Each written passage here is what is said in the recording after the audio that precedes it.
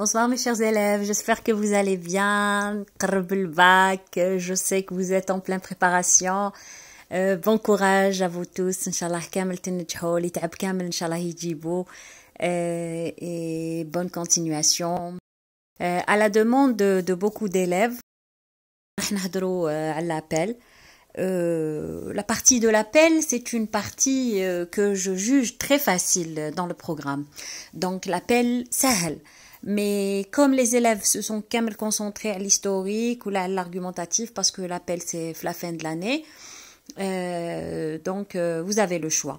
Mais on va travailler l'appel aujourd'hui pour les élèves qui le demandent.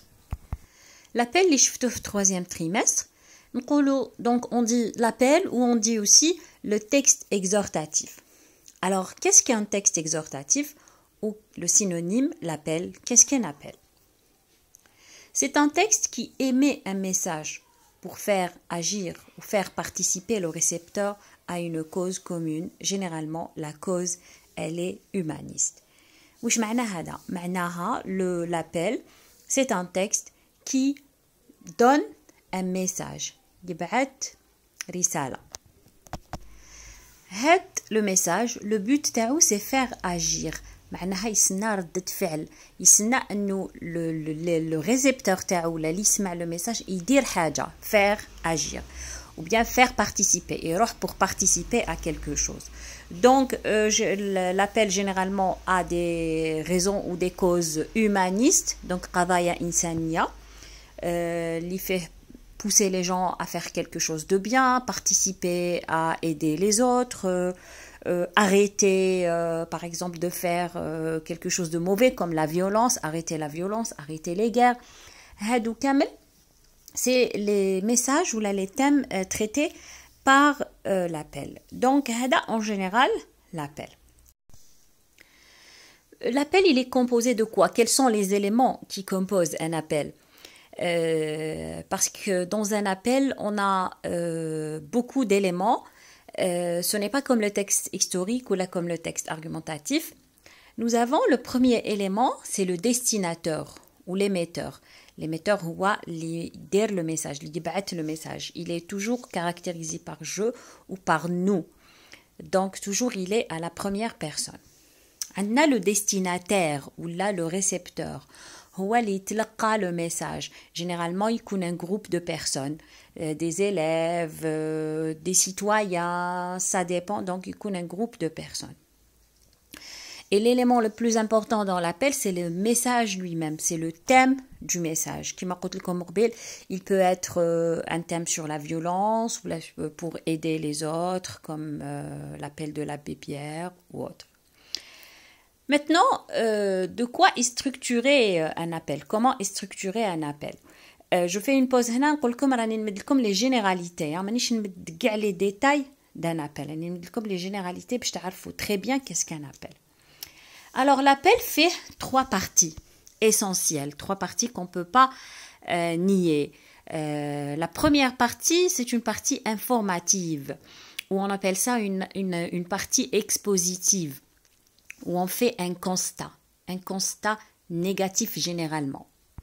Là, l'auteur, il expose le problème ou une situation négative. Par exemple, l'appel à l'abbé Pierre, il vous dit une femme est morte, gelée, de faim, de froid. Donc là, il expose une situation négative. معناها يمد شيء سلبي، حاجة سلبية.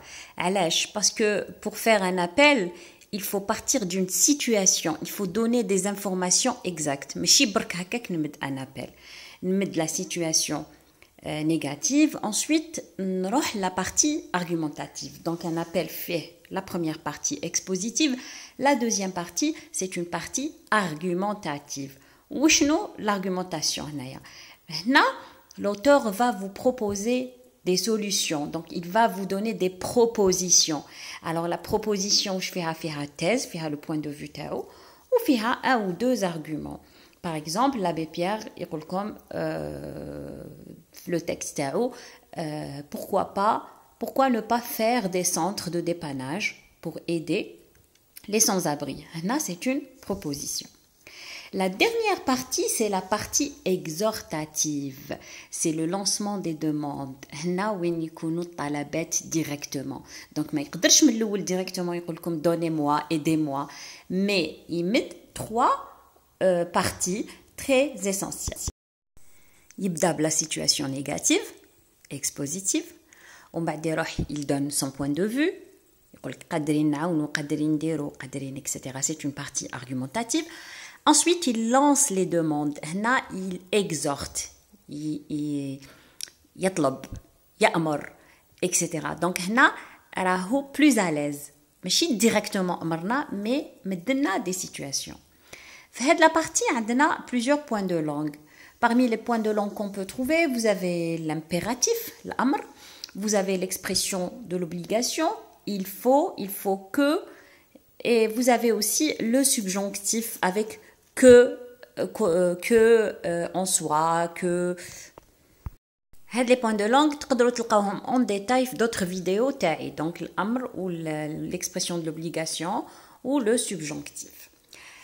Donc, les points de langue sont très importants dans la partie exhortative. تلقاوهم vers la fin, ما تلقاوهمش في الدébut généralement, تلقاوهم في la fin. Il faut les maîtriser. Les questions de langue يقدروا